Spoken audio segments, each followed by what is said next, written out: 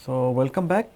Today this will be our concluding lecture both in terms of module 5 and also of this lecture. So, today we will cover the basic aspects of the electrochemical characterization that we have already studied in the initial part, the how does the electrochemical cell works, and galvanic and electrolytic cell, and then we also saw that how a potentiostat works, what are 2 electrodes, what are 3 electrodes. Now, this current lecture will actually it will talk about in details like how you can characterize a cell. So, for that what we will see in this lecture is the voltammetry and the galvanostatic charge discharge. Voltammetry represents how the particular system is affected by a external potential. So, we will see a specific term associated that is called cyclic voltammetry later on, and the galvanostatic charge discharge means like a normal cell, if you keep on charging then it will discharges. So, charging and discharging. So, that we will see in detail. So, let us see how this voltammetry came. The term was coined as an analysis of current as a function of applied potential. A particular voltage window, if it is applied to a working electrode against time, and the corresponding current generator is evaluated. So, what does voltammetry means? You apply voltage at a particular rate and you measure current. So, this was facilitated by the discovery of polarography by Jaroslav-Herorovsky, and the sample here must be dissolved in a liquid solvent and it must be able to reduce or oxidize within the specified voltage window. So, it means from the user side we are giving starting potential and then we keep on increasing the potential at a certain rate, we go to a final potential. So, within this potential the particular analyte, we call this analyte, in this case it is solute, but analyte means the particular solute which is undergoing electrolysis or reduction oxidation, it should be able to reduce or oxidize within this voltage range. So, amounts required to get the desired concentration will also then be dependent upon the technique employed. The degree of preparation needed is dependent on the technique, both the technique and the sample. The time needed to acquire a voltammogram varies from a few seconds to about 30 minutes or more depending upon the type of voltammetry technique.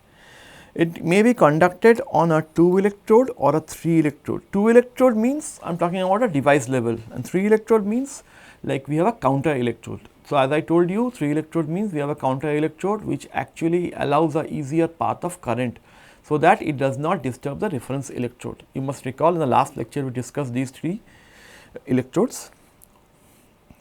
So, the accuracy is dependent on the technique used. Then when I talk about the technique, it means in which form we are increasing the voltage. So, there are many forms we can increase the voltage, whether I send the voltage in a step input form or in a pulse form or a linear form or in a square wave form, all these are different forms where you can increase the voltage. So, that is what it means, that it depends upon the technique used and may vary from 1 to 10%. Detection limit also depends on the technique and may vary from parts per thousand to parts per trillion. So, sometimes what happens in particular, let us say a sample, you have some impurity present. So, you want to test whether that impurity is there, and if it is there, how much of it. So, you can always test the redox potential, the reduction oxidation potential, so as to find the unknown sample, because you can always compare this with respect to the redox potential of a impurity which is known a priori. So, this can detect impurities to the level of per thousand to parts per trillion, but the limitations is the sample should be reducible or oxidizable within the window where the electrode and the solvent are inert electrochemically. It gives little to no information on species identity. The sample usually needs to be dissolved. So, if the sample is not dissolvable, then you need to explore other techniques. So, as I told you, there were different types of way of increasing the voltage. So, that is all of external potential. The linear sweep voltammetry is one of them, cyclic voltammetry, potential step voltammetry, stripping voltammetry, pulse voltammetry. So, in this case we will discuss the first two, the linear sweep voltammetry and the cyclic voltammetry. So, this is the way how you increase the external potential. So, out of these also there are various way you can send the voltage.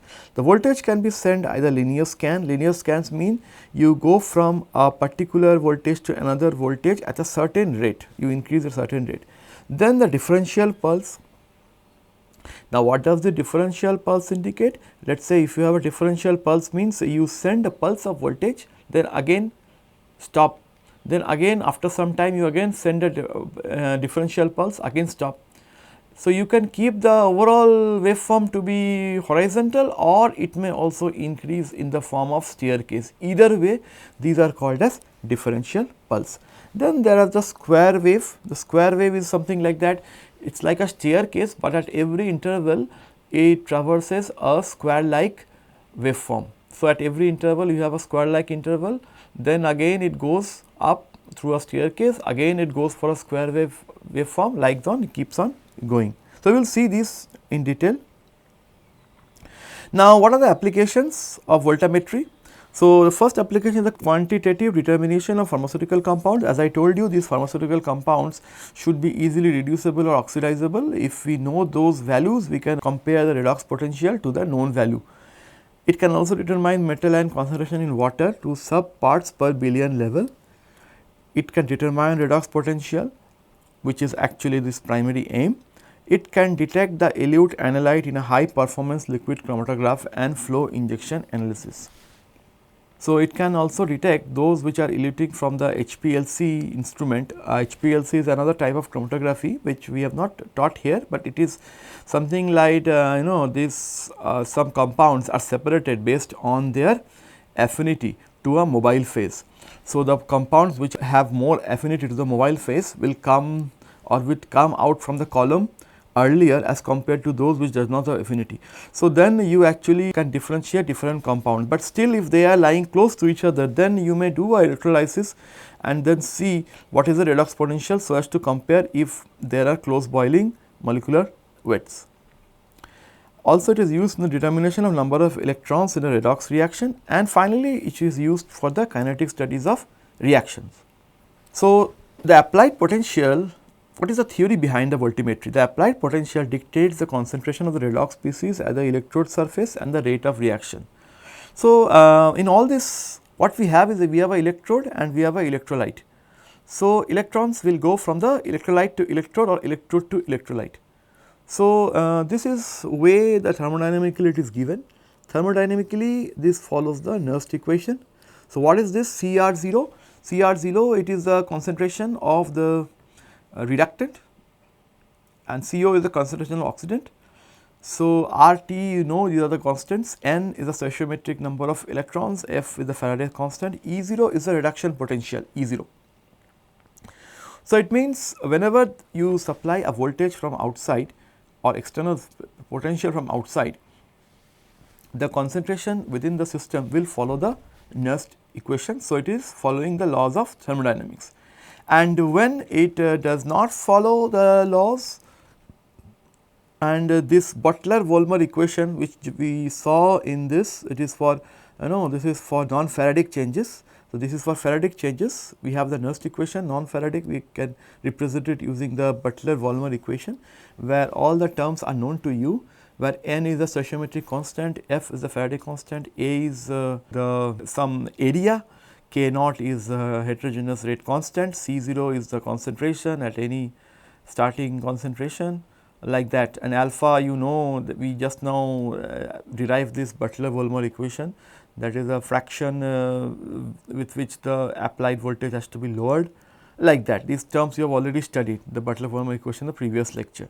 So, when diffusion plays an important role, the Faradic current, now we are talking about this Nernst equation, the Faradic current is correlated with the material flux.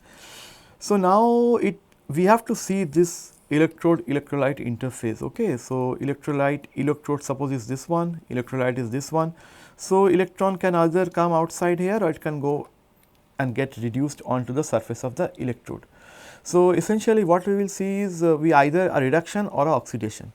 But the issue is if you keep on getting reduced, if the let us say you are getting some solution of electrolyte here, and the ions from the electrolyte get reduced and it becomes a part of the electrode. So, you will have a diffuse layer, across it. So, what happens as the layer keeps on building?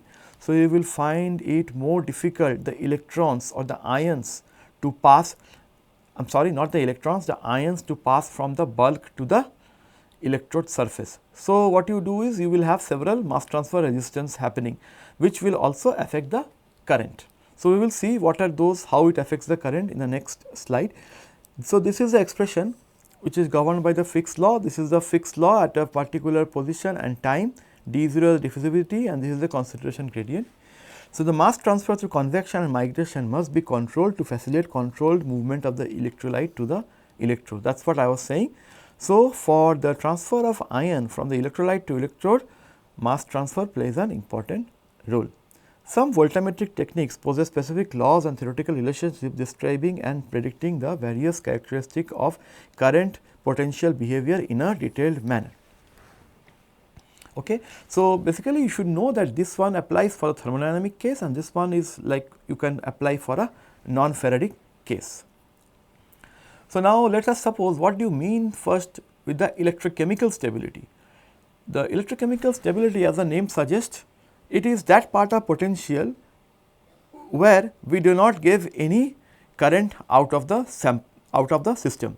So, electrochemical stability window of an analyte refers to the electric potential range of the electrode between which the analyte does not reduce or oxidize. It is estimated from the difference between the reduction and the oxidation potential. It is significant for electrode efficiency. The electrolyte reacts at the electrode interface beyond this window. For example, water gets electrolyzed beyond a range, impairing the electrical energy intended for an electrochemical reaction. It is determined experimentally with inert electrodes, platinum, silver, silver chloride, etc., through linear sweep voltammetry. Now, when we talk about linear sweep voltammetry, what we do is we increase the voltage at a certain rate and then we observe current. So, this is what the rate is all about. So, you increase the voltage from -3, the negative potential, this is a negative potential,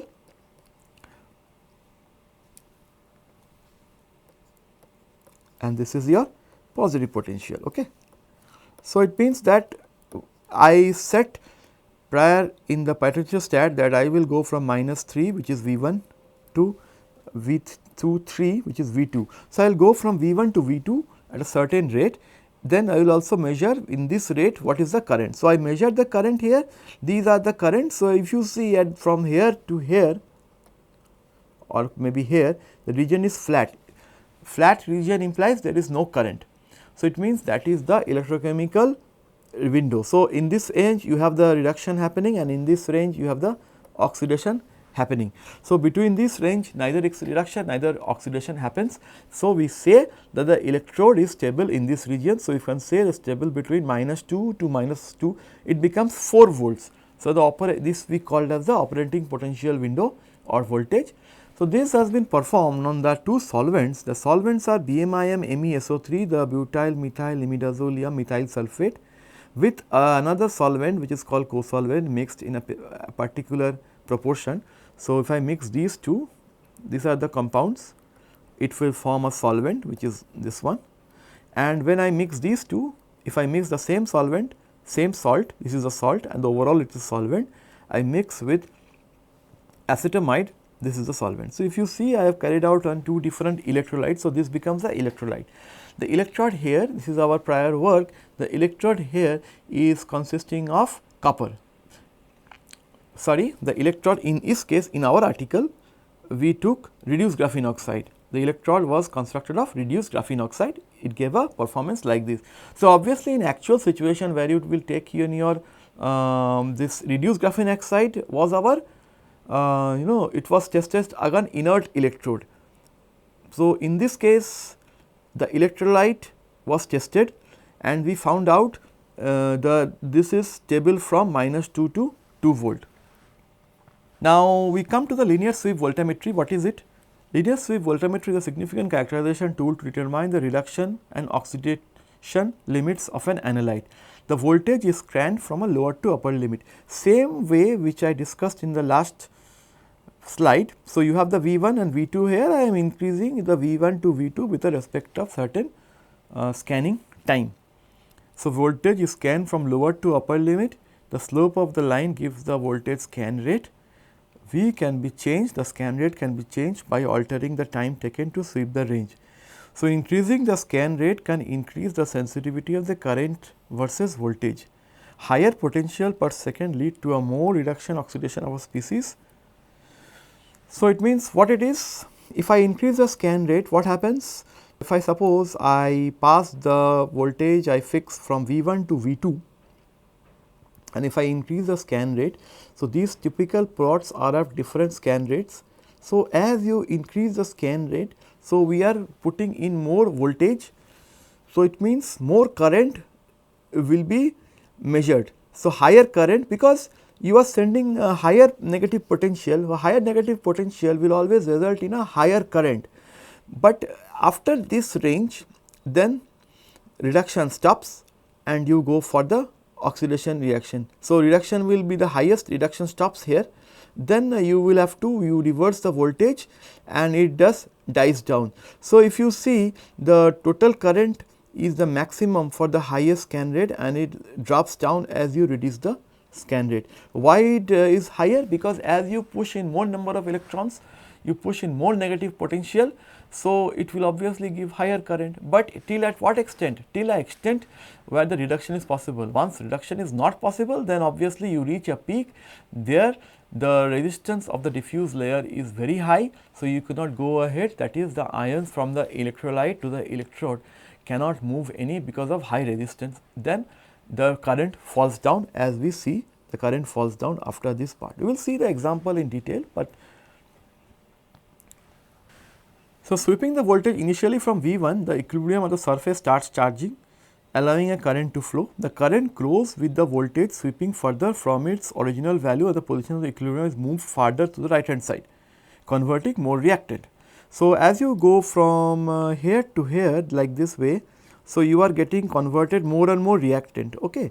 So, conversion of the reactant, so it means what is happening? So, reduction is happening. So, reduction increases, so do the current. As the current increases, it reaches a peak. So, the position of equilibrium is, this is the position of equilibrium, this is the cathodic potential and corresponding it is the cathodic current. The peak shows up since at some point the diffusion layer has grown well above the electrode, so that the flux of the reactant to the electrode has grown slow enough not to satisfy the required by the Nernst equation. The current starts to drop from here. Increasing the scan rate thus leads to the total current to increase. Okay. So, the current will now drop down because of this layer. Okay. Though this is suppose the electrode and this is suppose the electrolyte. So, with time this the diffuse layer will start. Please note this diffuse layer is a very less order of magnitude. So, this because of this diffuse layer, the ions from the electrolyte cannot pass through to the electrode. So, if it cannot pass through, so there will be no reduction reaction, the current will fall. Ions passing through means you are getting some current, so current is falling here, that is what it says. For example, in a linear sweep voltammetry, so the reaction is A plus electron is equal to A minus with a 0.00 volt. So, as E approaches ES, so when you apply E equal to EX, which is the reduction potential of A, the current on the surface grows, and when E is equal to AS, what happens? Concentration of A, this concentration is equal to concentration of A minus, this one. So, these two compositions become same. Okay. So, when the reaction oxidation of the molecules on the working electrode, new molecules fill in the gaps and come to the surface. The current is generated by the flow of electrons into or out of the electrode. Okay. So, it means that when you have electrons coming out, ions going in out from the electrolyte, let us say something which is going out, let us say F plus going out and electrons coming out, they both come together and get reduced, or other way around, this F they will get reduced and form F here. Then the next case it may also happen like that, this F will oxidize and it will, let us say it get F plus plus E minus. So, both these things will occur.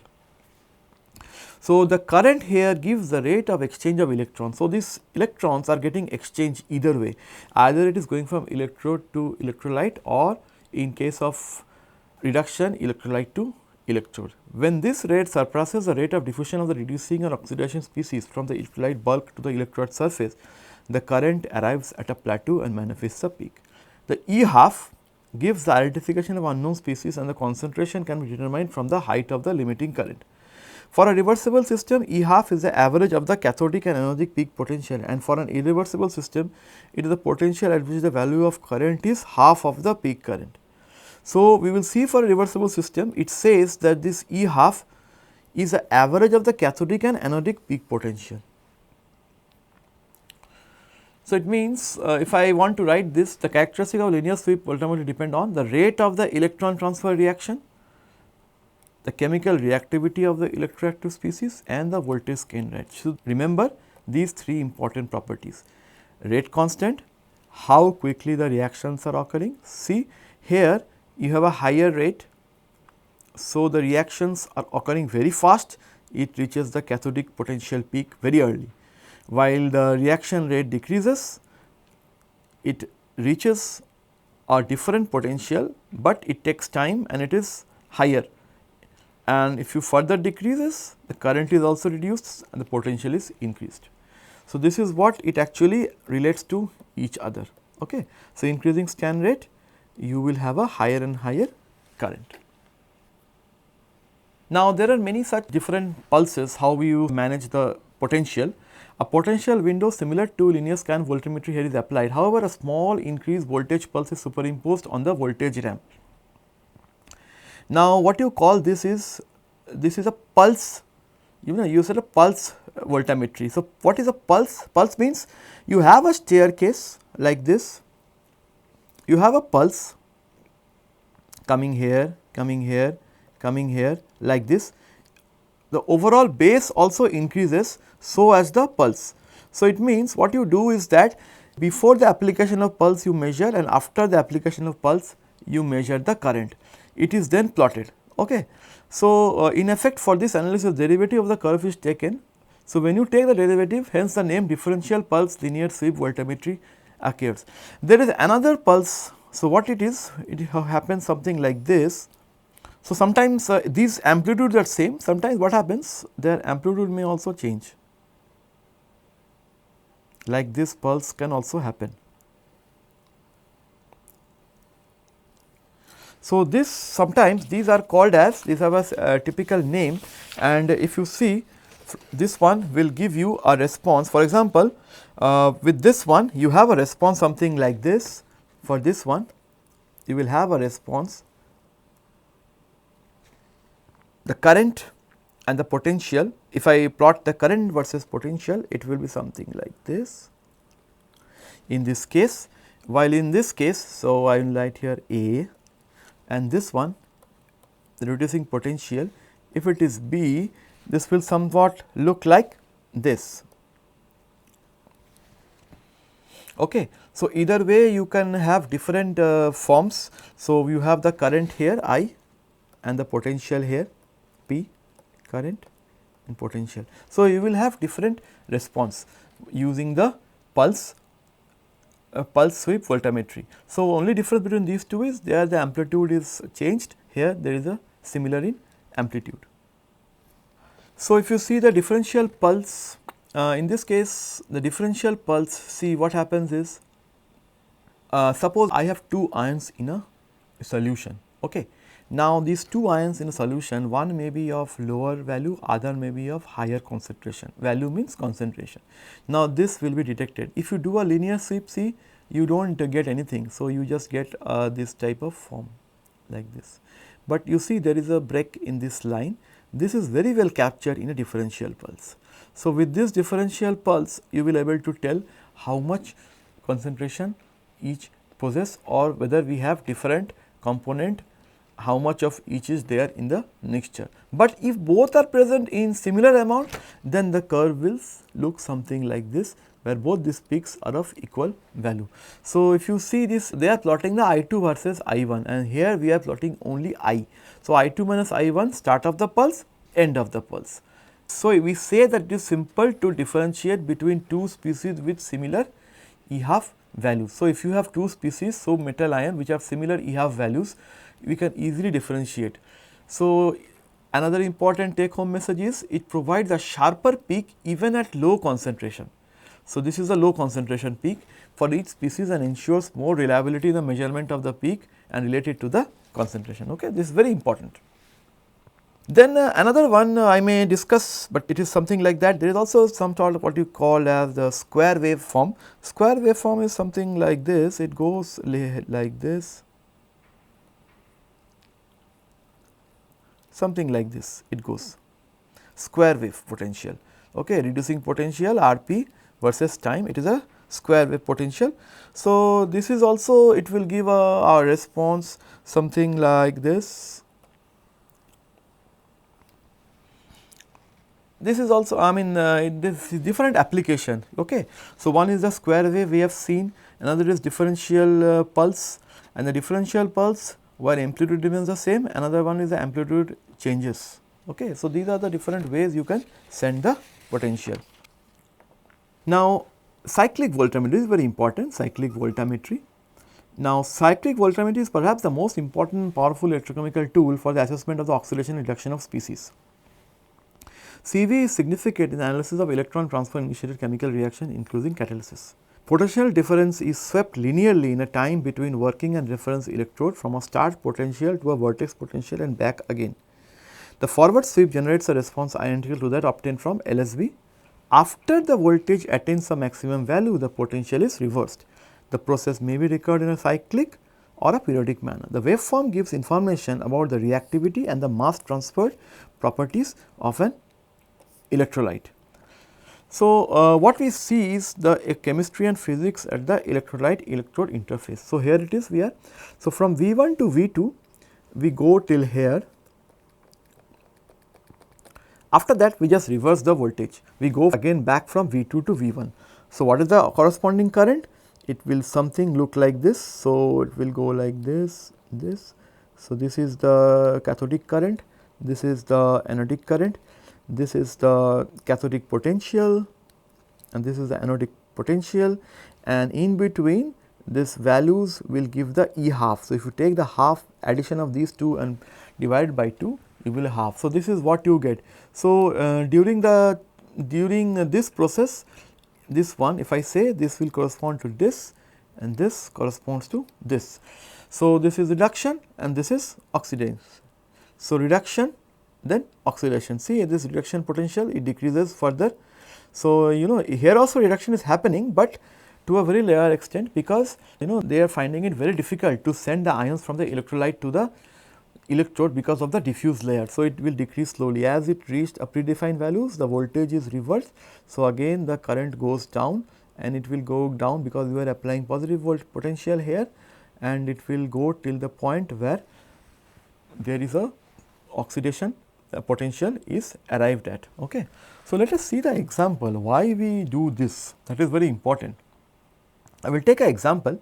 So, now this example is very interesting. This is an example where this is this is those who are aware in chemistry, this is the ferrocene molecule and this is the cobalt, the iron atom being replaced by cobalt. So, these are cyclopentadiene ring. So, this particular compound, if it is a normal reaction, it can get reduced and oxidized both. So, what is the reaction which is happening here? See, the reaction happening here is, for example, in this case, if I do not use any electrochemistry principle, if I do not use electrochemistry, forget about this part, if I just do a reaction like we do in chemistry class. So, this is a reducing agent. So, what the reaction process in this manner. So, you have this Fe plus,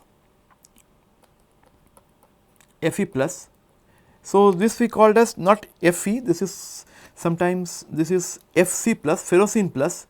The ferrocene plus is from this compound when it is as a reducing agent reacts with cobalt Cp. This represents cyclopentyl ring, this cyclopentyl ring of this cobalt 2, okay. So, what it will do? It will do this reaction. It will have this is getting reduced to pure ferrocene. This entire compound is called ferrocene. Goes to pure ferrocene plus a form cobalt cyclopentadiol ring twice positive. Okay. Now, for this reaction, why will this reaction occur? First, let us see. For example, if I talk of a homogeneous reaction which you do,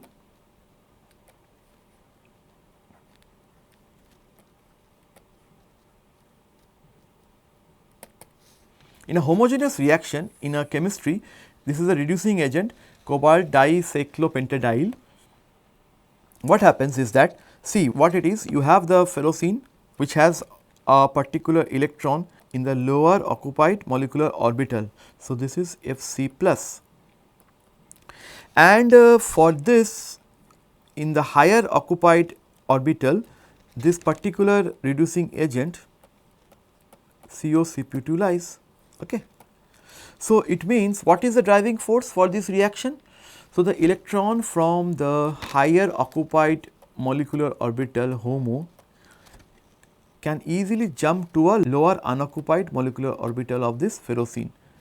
So, if it does so, it will jump here. If it does so, it will give the reaction complete. So, where you will have both these coming together, you have the reduced form of ferrocene, and we have this one staying here where it was, the cobalt cyclopentadiol ring, but with a positive sign. Now, if I want to do the same reaction in electrochemistry, same reaction where electron transfer takes place, what will it happen? So, what is the driving force here is the difference of the electron energy between the HOMO and LUMO. Now, what is the driving force in the case of electron transfer? It is this manner. See, initially it will again have the same, I am making it a electron. So, you will have unpaired. So, it will be Fc plus. Now, what happens is you will have, let us say here you do not have any compound, you have this cell, you have an electrode. Now, it will not go because these electrode and this one are on the same level. Okay. So, let us suppose this is your electrolyte present here. Now, what you do? You apply external potential in this. So, you apply in such a manner that this will remain here Fc plus, but this will go up.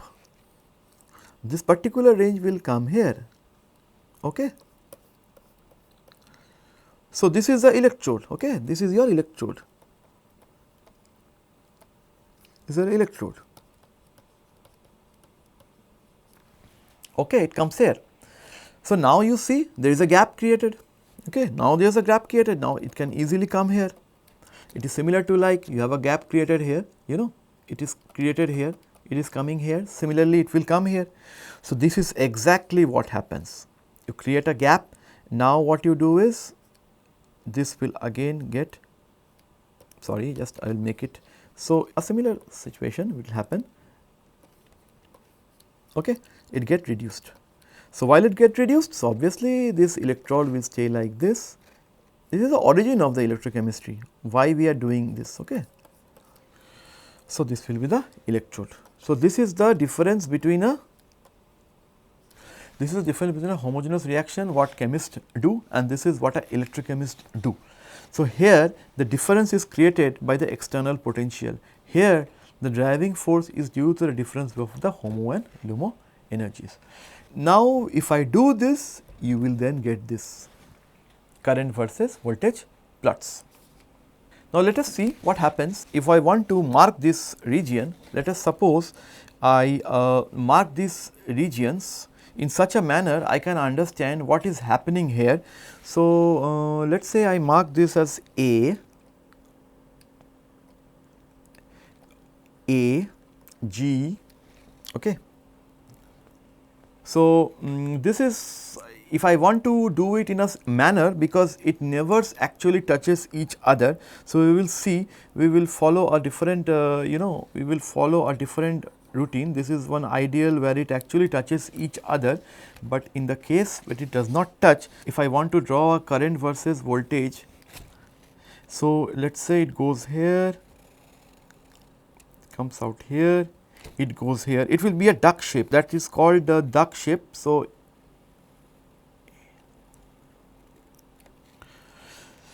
okay. So, if I draw a curve like this, okay, this is your A, let us say, and this is your B, this is your C, this is your D. I just mark it, then I will explain. Sorry, I will light up, make it bit. This looks good. Yeah, this is D, then you have E, then you have F, then you have G. Okay.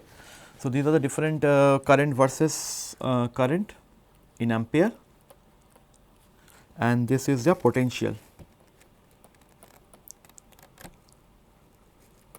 So, it means the potential of this ferrocene, the same particular system which we were discussing. Okay.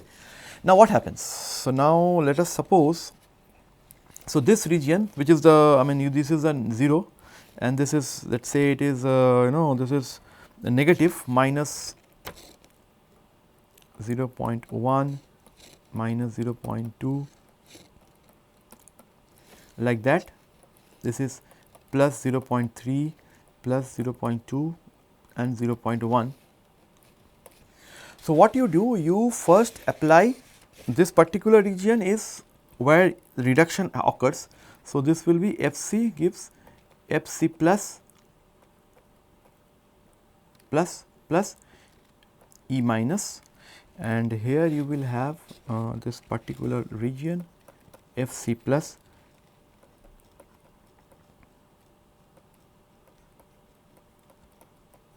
Fc. Now, you can visualize what happens. Let us say if I draw out the potentials, then how the concentration will change. Let us suppose I apply a voltage something like this, this is the time and this is potential.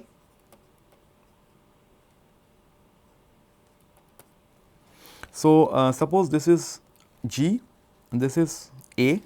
So, I start here, I go to a certain value and again I reverse the voltage and I go back to G.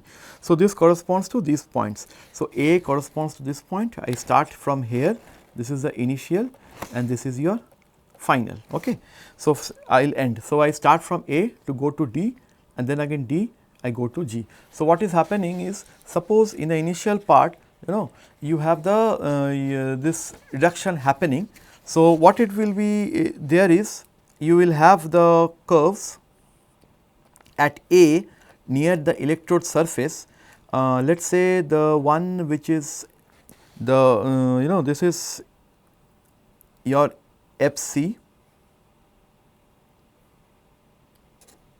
So, what we will do is that we come back to this later. I will discuss in detail regarding the electrolyte system. We go to the important aspect which is actually how the current flows through the electrode surface. Okay. So, that I will be showing you in the later slides. Let us move ahead, I will come back to this later.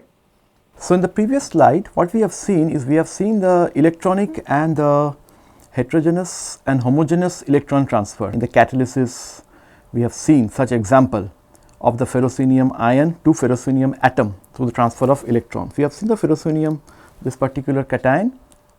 Now, we will see what happens when we apply a potential. So, as you see, I have already drew this in the last slide. It is, we are following a US convention. So, you have the oxidation and the reduction. So, reduction is happening at the top, this reduction, and this is the oxidation pathway. Now, what we do is, we see this example in this perspective at what happens near the electrode. Suppose this is the electrode and this reaction is taking part. So, ferrocenium plus an electron is transferred to it, it becomes ferrocenium as a atom. So, now we start with a negative potential. So, when we start with a negative potential, we will see what actually how this is reflected near the vicinity of the electrode. So, this is what it is. You have this A, B, C, D corresponds to the points A. So, this is your starting point A, then it goes to B, then C, then D, and again you apply a positive potential. You start from D, go to E, F, and finally G. So, we can divide this entire regime into two parts, one with negative potentials here, one with positive potentials here. So, the particular we are based on this US convention. So, A, B, C, D represents the reduction process, while D, E, F, G represents oxidation. So, if you want to see how the potential is maneuvered or it is changed, so see, this is the way you start from A, this A is the same as the A here. You apply the potential using a certain scan rate. The scan rate we have to fix, whether it is 10 millivolts per second or something like that, you predefine. You reach a particular endpoint, then again reverse it, again you go back and reach the endpoint. So, while you do this, let us see what happens in the vicinity of the electrode. See, in the initial part, the green represents the ferrocerium atom. So, while you go towards this direction, positive direction, it means you are going away to the bulk. While you are close to 0, it means you are close to the electrode. So, initially there is nothing. So, the ferrocerium and the ferrocerium ion atom is represented by A.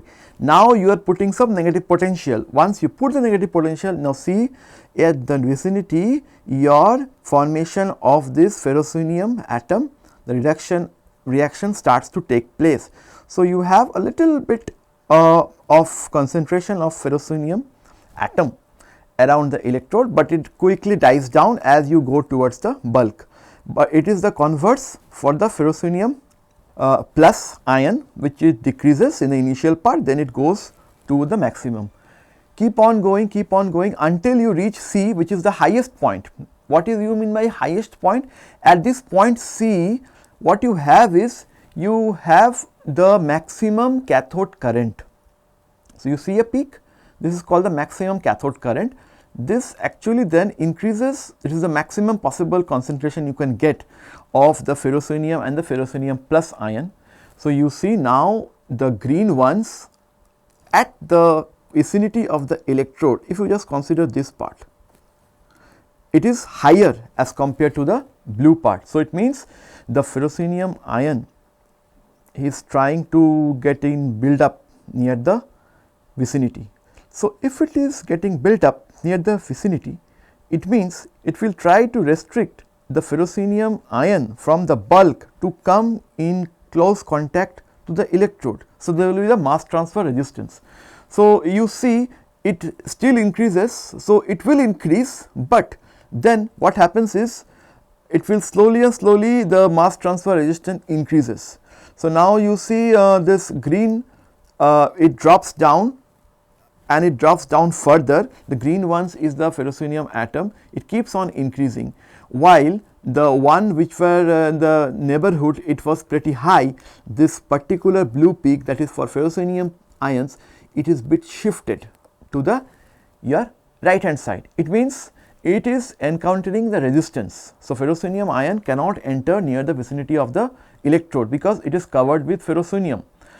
Now, you go ahead and you reach D. So, this is the maximum. Now, you reverse the potential. So, you apply positive potential. Once you apply positive potential, see the opposite happens. The green ones, which is for the ferrocerium atom, then increases. So, now it has overtaken the ferrocerium ion. The ferrocerium atom has increased. So, the opposite reaction happening, what is the opposite reaction? That is the oxidation. Ferrocerium ion is getting ferrocerium plus electron. So, you go to the opposite direction, this keeps on increasing. So, we go to F, that is the maximum part where you see a peak, and this is like for reduction the cathodic current, this is called the anodic current, it is written IPA. So, now you keep on increasing, again you reach equivalent to that A state where you have two lines. So, this entire process we can be classified as oxidation and reduction. So, initially you do the reduction and this is the oxidation. And at this point if you see point B and this E, this point B and D, which is the intersection of the 0 of x axis, is the point where the ions of ferrocenium plus ions is equal to ferrocenium atom electrons. Okay. And the difference between the potential of C to F, the peak to peak potential, we call it peak to peak potential. This is actually one of the interesting parameter which is studied by electrochemist and which actually takes care of the electronic kinetics, how the electrons removed or added for this particular reaction. So, the operating potential window we define as the voltage range with which an electrochemical device is operable. A porous carbon electrode reduces the anodic and cathodic stability of an analyte. The operating potential window thus depends on the characteristics and purity of the electrolyte, the electrode configuration and the method of measurement. CV is a common technique to decipher the OPW of an analyte. So, if you see again we come to this, see this is the stability range for both the electrolytes, and if I do a cyclic voltammetry on the particular electrode assembly dipped in an electrolyte which is these, then you will get a behavior something like this. So, this is starting point and then you keep on increasing the scan rate with, we have gone with different scan rates.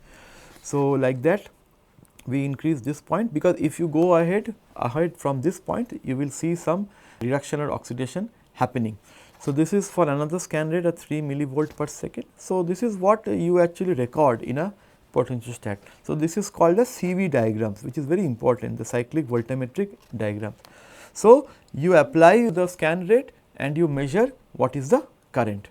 So, the area inside this, so if the area inside this particular rectangular, ideal case of supercapacitor should be a rectangle, but it is not rectangle. So, the area inside will actually give us the capacitive behavior, how much capacity a supercapacitor has. The number of charge and discharge cycles the cells can complete until its nominal capacity becomes less than 80%. So, we also need to know, like we in a battery or rechargeable battery, we need to know how many charging discharging cycles it can sustain. So, that we can study when the normal capacity becomes 80% of its initial rated capacity. So, what is a cycle? Cycle is a recurrent loop of charging and discharging. The important factors impacting cycle life are time and the number of charge and discharge cycles. Cycle life is also dependent on certain other variables, which is the limiting voltage, the current utilized and the temperature. So, the galvanostatic charge discharge is the conventional technique used to test the cycle life and performance of electrochemical devices. So, we will see what do you mean by charge discharge. Charge and discharge are performed at a constant current until the potential reaches a specific value. The charge per cycle is evaluated and the capacitance is determined through this expression, where Q is the charge, V is the voltage window, and both plotted as a function of cycle number to give a curve called the capacity curve. Charge is ubiquitous, called capacity. Usually capacity takes the unit ampere hour. So, you must be aware, in our mobile phone we actually pick up the mobile phone where you have a rating 5000 milliampere hour, 4000 milliampere hour. So, this is that unit ampere hour. Ampere means 1 ampere hour is nothing but 3600 coulombs. It means this 1 ampere for 1 hour. So, 3600. When the capacity declines by a specific value, the actual number of cycles will give the cycle life of the device. Typically, commercial capacitors cycle for hundreds and thousands of cycles. For example, here we have a capacitor which is cycled from 0 to 2.7 volt with this much current. So, 0 to 2.7 means it will, we have fixed it. So, we increase the voltage from 0 to 2.5 voltage, and we actually what you do is we apply a constant current of plus minus 0.225 ampere. So, this is 0.225 ampere and this is minus 0.22 ampere. So, if you now what you do, if you obtain the slope of the discharge, which is dV by dt, which will be similar in all cases, whether it is discharge or charging, it will be I upon C. This is a very important expression. V is the cell potential, I is the cell current. Now, you can also compute the specific capacitance through this expression. Specific capacitance is current upon mass of the electrode into dV by dt. Okay. So, this if you see, this is your charging and this is the discharging. Okay. Like that, this is one cycle. Like that, you keep on doing, you will have number of cycles. You keep on going ahead in the real time, you are plotting it, charging, discharging, you can then see. For a capacitor, if you are supplying excessive voltage, the charging discharging will not look like a straight line, but it will be exponential shape. See, it is an exponential shape coming here and again going down like that. So, an increased, this is happening because you are having an increased series resistance, which results in a large voltage drop at each half cycle, reducing the capacity and power. Okay. So, if you supply voltage to a higher extent, this will actually have a higher equivalence series resistance. The damage also decreases the EDLC efficiency. So, then what is then equivalent series resistance? Equivalent series resistance is also known as internal resistance of the cell. The internal series resistance of a capacitor is the internal resistance that is in series with the capacitance of the device. So, this is your device, this is your electronic series resistance. What is this resistance? It is the solution resistance and also resistance due to the electrode. We will see values of electrical series resistance range from few milliohms to several ohms and lead to lower efficiency, power losses and instability in power supplies and regular circuits. What are the main components of ESR? It is the metallic resistance, the electrolytic and paper resistance which is dependent on frequency and temperature, and the dielectric which depends on the frequency. Okay. So, what are the factors which increases ESR? Weak electrical connection, the drying of capacitor electrolyte solution and the increase of temperature and frequency. Either of these factors actually increases the resistance. So, how do you reduce it? You can reduce it if you use low ESR capacitors such as tantalum capacitors, low ESR polymer capacitors, multilayer ceramic capacitors, etc. So, a rule of thumb is connecting small value capacitors in parallel instead of connecting one large capacitors lowers the effective ESR and the ripple voltage, allowing a circuit with higher currents and lesser losses. It means you connect small value capacitors in parallel, rather have a large capacitor in series. Okay. What are the advantages of reduced? If you have lower resistance, capacitors with reduced ESR minimizes losses, resulting in increased efficiency and power supply stability and reduced output ripple voltage. Certain ratings that contribute to reduced ESR are lower dissipation factor, larger capacitance and low capacity voltage. Okay. So, this ESR can also be measured in this galvanostatic charge discharge cycle with the help of this expression. So, this delta V is the potential drop at the start of the discharge and delta I is the current change while changing from charging to discharge. Okay. So, if you have while discharging you go with this curve you are charging, then while discharging it will fall like this, then it will go like this. So, this is that part which actually during discharge is called delta V. So, this delta V is what you get at the potential drop in the start of discharge, and while the current change is something while changing from charging to discharging, what is the current change. From here you can also calculate the equivalent series resistance.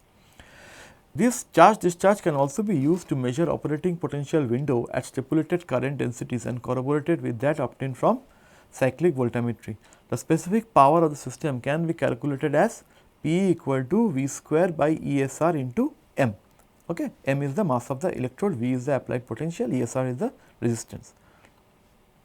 So, in a galvanostatic charge discharge in a particular experiment, what you do is it can have various steps, but mainly the step is you apply a constant current charge. You can either hold the voltage after charging or you can rest at an open circuit voltage, then you have a constant current discharge, then you rest at an open circuit potential. So, these are different steps you actually perform in a galvanostat. A GCD test may be initiated with a charge or discharge step. The cycle number and loop end criteria can be used to control the test length. Measurement is stopped once the cycle limit is reached. Charge discharge step length can also be controlled by defining a maximum time or different stop criteria. The cell's temperature, behavior, voltage, energy or charge defines the stop criteria. In case a criteria is not satisfied, the charge discharge step can be aborted prematurely. The GCD test jumps to the next step. Okay. So, this is the way you actually do the galvanostatic charge discharge in a instrument. The capacity of the cell is obtained and depicted in a capacity curve following each step. So, the discharge step can be done in 4 modes. You can either have a constant current or a constant power or a constant load or a constant C rate. Constant C rate means capacitance range. It means how many capacitors you want to put. If you want to put it in parallel or you want to put it in series, you have to mention that. The charge step can however be conducted only under constant current mode. So, while you charge the device, it can be only done in the constant current mode. For charging, you use this, while for discharging, you can use either of this. In the constant C rate mode, it can be used single charge test. The rate of charging and the discharging of a battery is defined by the C rate. So, what is the C rate? Suppose if I write 1 C, it means a battery of 1 ampere hour capacity produces a current of 1 ampere for 1 hour. Okay. So, it means 1 C means 1 ampere hour, which is equal to producing 1 ampere current for 1 hour. The two parameters are crucial for the selection of constant C rate mode. One is the rated and expected battery capacity and the multiplier integer n defining the rate. So, it means the larger current, what is this rate? So, you can either divide with number of capacitors. If you want to use a capacitors, you divide by n. If you want to lower than 1 ampere hour, if you want to increase, you multiply this. This is that n. Okay, how many you want to do it in series, you want to do in parallel, this is the way you do it.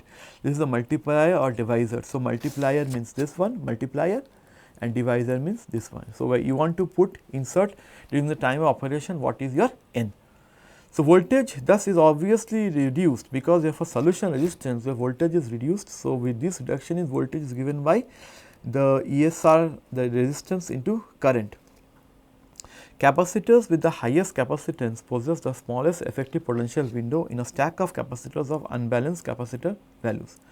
The voltage deviation leads to energy differences among the capacitors. Galvanous leakage resistance can have impacts on the cycle life as well as performance of the stack. Internal leakage current will result in a continuous voltage drift leading to a cell discharge. Higher leakage current with this will result in an increased loss of power and energy during cycling. So, the important aspect here is you should control the equivalent series resistance so that you do not lose much current, that is you should reduce the leakage current. So, we come to the end of this lecture and these are the books you should follow: the electrochemical methods, fundamental and applications. Then follow this chapter 37 of this handbook. Then you can also refer to my article, and this is a very important article which actually discusses cyclic voltammetry for beginners. You should obviously refer to this article, and the process of doing the GCD or the CV, they are very well mentioned in this particular company which is called Gamri. They have given it out and it is available through this web link. Please go through it, you will come to know about the steps and other details.